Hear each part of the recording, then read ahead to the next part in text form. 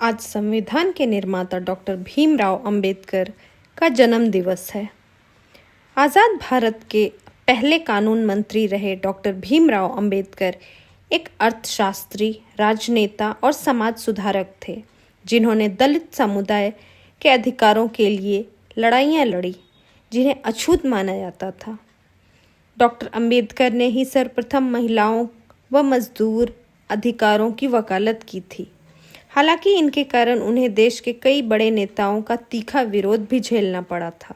Doctor Bhimrao Ambedkar का जन्म मध्य प्रदेश के महू में 14 अप्रैल 1891 को हुआ था। उनका जन्म दलित समुदाय के अंतर्गत आने वाले महार जाति में हुआ था। उस समय देश छुआछूत और जातियों का वर्गीकरण चरम पर था। डॉक्टर अंबेडकर को बचपन से ही इन सब चीज़ों से दो चार होना पड़ा। हालांकि उनके पिता, माँ और उनकी बहन इन्हें सब चीज़ों से दूर रखने का पूरा प्रयास करते थे।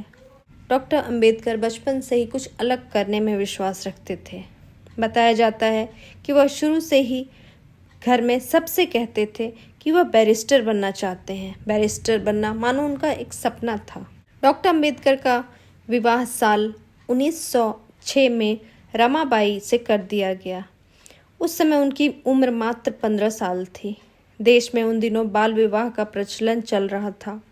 1907 में उन्होंने मैट्रिक पास की और फिर 1908 में उन्होंने एलिफिंस्टन कॉलेज में प्रवेश लिया।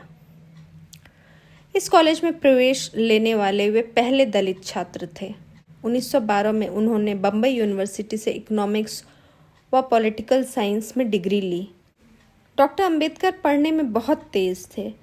इनकी प्रतिभा को देखते हुए बड़ौदा नरेश सयाजी राव गायकवाड़ ने उन्हें फेलोशिप दी। उन्हीं के कहने पर आगे की पढ़ाई के लिए साल 1915 में अमेरिका चले गए।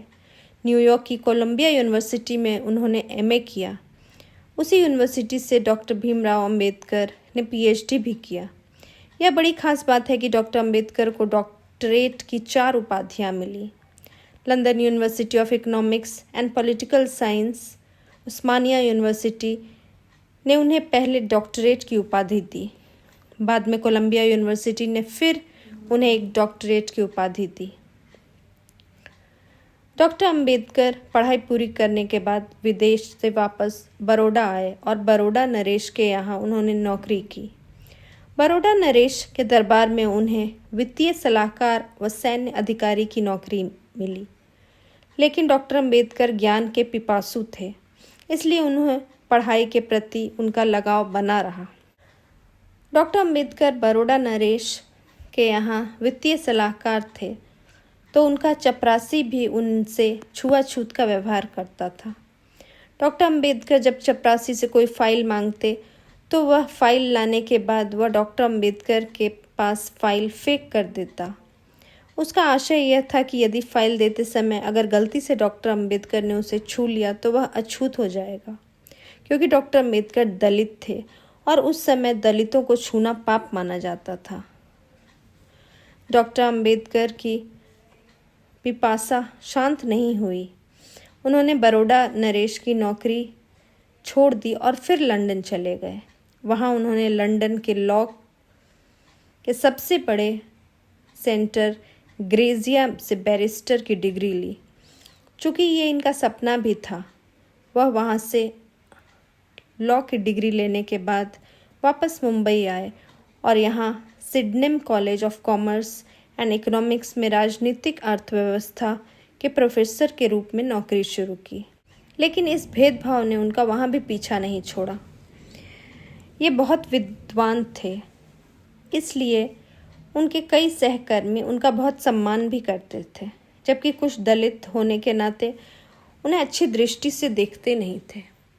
यहाँ तक कि उन लोगों ने कॉलेज में पानी पीने के लिए अंबेडकर का ग्लास तक अलग करने की सिफारिश की। भीमराव अंबेडकर समाज में फैली कुरीतियों से परेशान होकर धर्म परिवर्तन की घोषणा कर दी। ये सूचना जैसे ही हैदराबाद के निज़ाम और ईसाई मिशनरी को ज्ञात हुआ तो वह उनके पीछे पड़ गए। ये डॉक्टर अंबेडकर को अपने धर्म में लाना चाहते थे, इसलिए उन्हें प्रलोभन देने लगे लेकिन वह उसके लिए तैयार नहीं हुए और नागपुर में 5000 दलितों के साथ बौद्ध धर्म स्वीकार कर लिया। डॉक्टर अंबेडकर देश आज़ाद होने के बाद पहले कानून मंत्री बने। 1951 में उन्होंने हिंदू संहिता विधेयक नाम का एक बिल पेश किया। इस बिल में महिला सशक्तिकरण को लेकर महिलाओं को तमाम अधिकार देने संबंधी कई कानून थे, लेकिन उस समय देश के कई बड़े नेताओं ने इसका विरोध किया और इसके बाद उन्हें नैतिकता के आधार पर इस्तीफा देना पड़ा। 29 अगस्त 1947 को वे संविधान ड्राफ्टिंग कमेटी के चेयरमैन नियुक्त किए गए। 16 नवंबर 1949 को संविधान सभा ने संविधान को अपनाया। 6 दिसंबर 1956 को डॉक्टर भीमराव अंबेडकर का निधन हो गया। डॉक्टर भीमराव अंबेडकर का नाम भारत के परिवर्तनवादी आंदोलनों के इतिहास में सदैव स्मरणीय रहेगा। वे भारत के दलित समाज के उद्धारक तथा पुरुषार्थ के प्रतीक थे।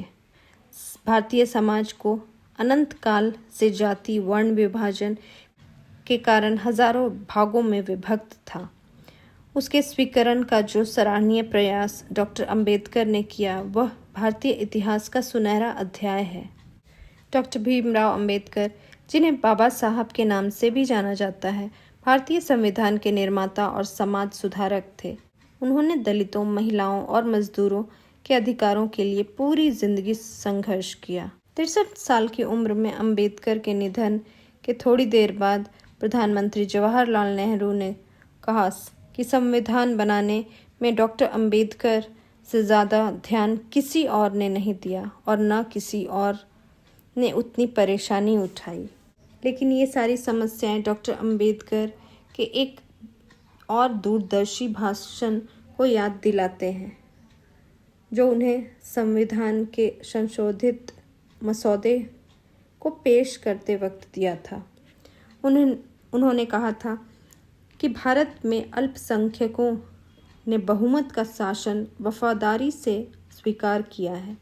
अब ये बहुसंख्यकों पर निर्भर करता है कि वे अल्पसंख्यकों के खिलाफ भेदभाव न करने का अपना कर्तव्य निभाएं।